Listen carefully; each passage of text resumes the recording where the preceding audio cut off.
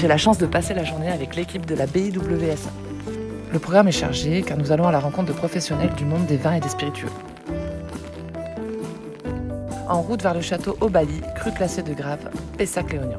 Nous avons visité tout d'abord les vignes, 30 hectares, dont 4 de vieilles vignes qui ont plus de 100 ans. On y trouve du Merlot, du Carménère, du Petit Verdot, du Malbec et du Cabernet Sauvignon.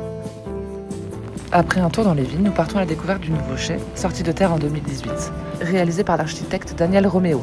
Le millésime 2021 sera d'ailleurs le premier élevé et assemblé dans le nouveau chai.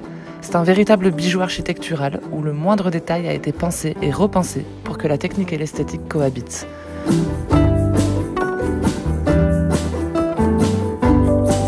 Nous croisons le maître de chai, Jean-Christophe Peignac.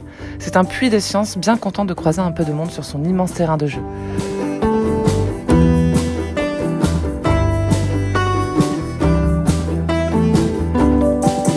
Cette fois, c'est Gabriel Vialard, le directeur technique du château, qui vient nous dire bonjour, tellement heureux de travailler dans un véritable musée. Le clou du spectacle, une balade sur le toit végétal, où l'on a pris soin de sélectionner des plantes, à la fois régionales et vivaces. C'est magnifique. Moment difficile, nous passons à la dégustation. C'est tout bonnement délicieux.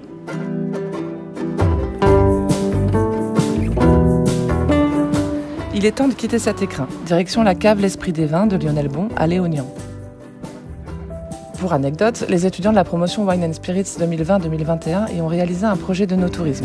L'idée, ouvrir un restaurant attenant à la cave. Les travaux sont en bonne voie et devraient être terminés début juin 2020.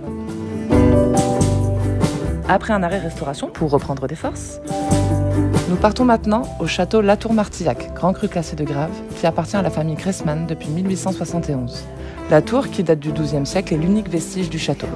Du côté gauche, les murs sont recouverts de fresques magnifiques, inspirées de photos des années 30, et qui chronologiquement représentent la taille, les vendanges, la propriété, le chai, puis l'élevage du vin. Du côté droit, c'est la même chose, mais version 2.0.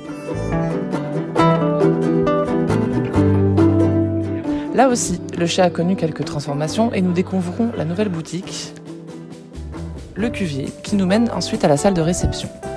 On s'y sent comme chez soi, enfin on aimerait bien, avec vue sur les vignes d'un côté et sur les jardins de l'autre. Nouvelle dégustation, je me sens chanceuse de pouvoir goûter de si bons vins tout en profitant des conseils de professionnels de haut vol.